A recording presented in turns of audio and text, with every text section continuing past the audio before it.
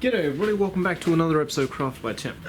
Just want to do a nice little short video for you guys today. I've got this Damascus steel knife. Is that a scratch? Oh, please tell me that's not a scratch. Oh no, it's not a scratch. I wanted to make two knives out of this piece of Damascus, and it didn't take very well. Well, it worked a little bit, but it didn't work enough for me to be happy with the result. I got a bunch of delamination, so I was like, well, I'm either going to do one of two things. I'm going to throw it out, or I'm going to try again. And if it doesn't work, then I'll throw it out. I know it seems wasteful, but unfortunately, sometimes when you get to this sort of stage, sometimes you just can't fix the problem. Anyway, so I had this billet of Damascus, and I was like, I'll take it to the blacksmithing association. I'll see whether or not I can do it in one of their forges, because their forges are coal forges, which get way hotter than my gas forge, so hot that you can burn steel really easily.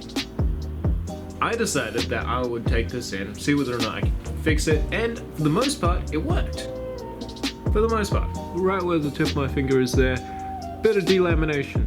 And there's sort of spots like that all over the blade. So right now, this blade isn't really good for anyone but me, and that's the wonderful thing about knife making. Occasionally you stuff up, and you're like, well, I guess I'm getting a cool knife out of this. Sometimes it just doesn't work.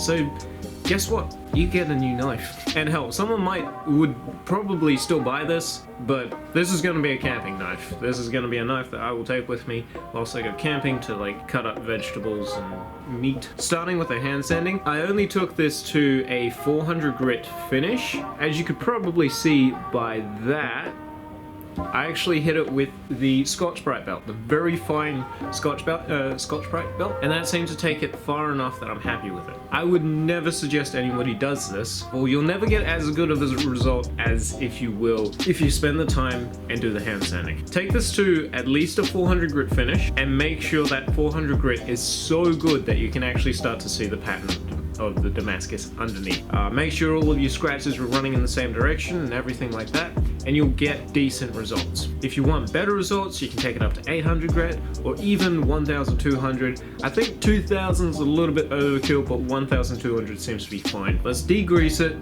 then I'll meet you outside. For degreaser, I'm just using a regular engine degreaser. Should probably get a piece of wire for this to hang on first.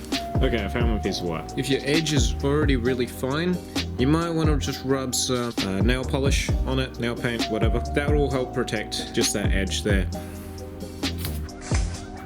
I missed completely. Now we'll let this dry.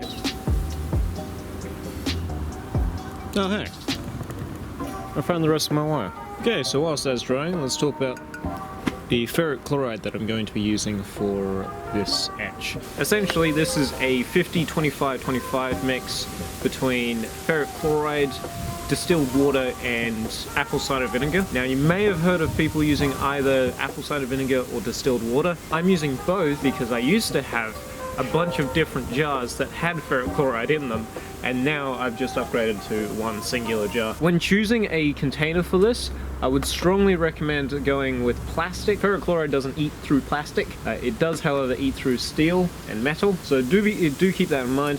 Glass is obviously a good option. It's not going to eat through it, but it does, however, have a tendency of breaking, which is not great, so do keep that one in mind. Your ferric chloride has to be kind of warm, just so the ferric chloride works a little bit better. You can add warm water to it. If you add too hot water and you have a glass container, what you'll end up doing is cracking that glass container. It'll either crack, fracture, or just outright shatter, and then you have a bunch of ferric chloride on your hands, and quite literally on your hands.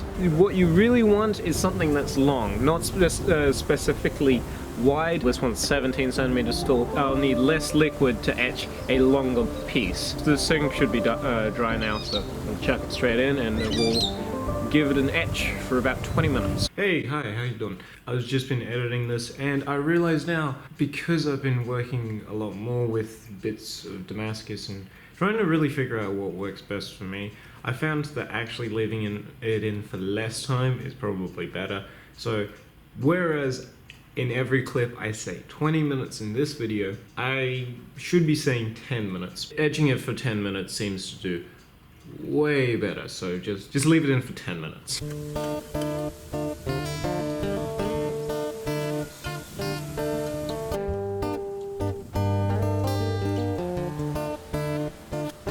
Okay, so 20 minutes has just been up. There's a bucket of water down there.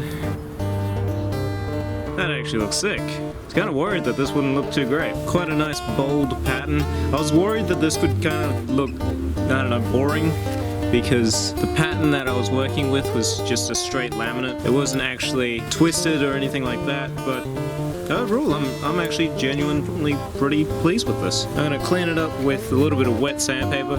We're going to polish it to a 400 grit finish, and then we're going to go straight back into the etch.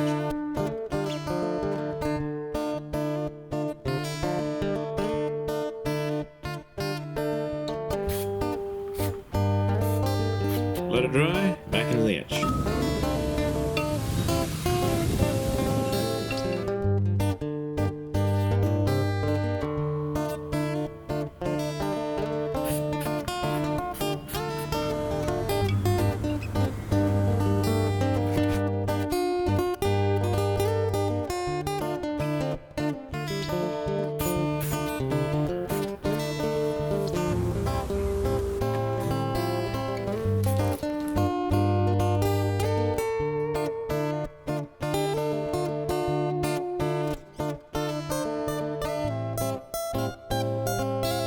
So as of right now, looks pretty decent.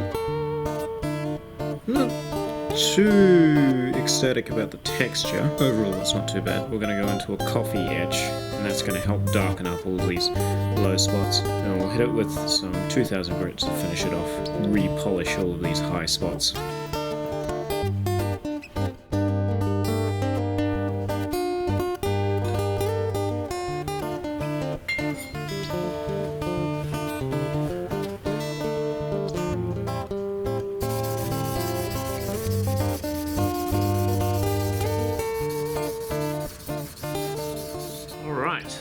So there you have it. That's the finished product. Actually, not a bad pattern. I was very worried that this would end up looking kind of bland. I just love the way that sort of wood grain sort of look just runs straight into the blade. It actually looks quite sick. So yeah, that's basically it. Now I'm just gonna sort of assemble the knife and I'm gonna call it done. If I remember to, I'll add on some finishing shots, and I will catch you all in the next episode. Please subscribe so you can stick around for the next one. In the meantime though, do remember to stay safe, happy crafting, and as always, cheers. I used the blunt side of that when I said stay safe, just in case anyone was wondering.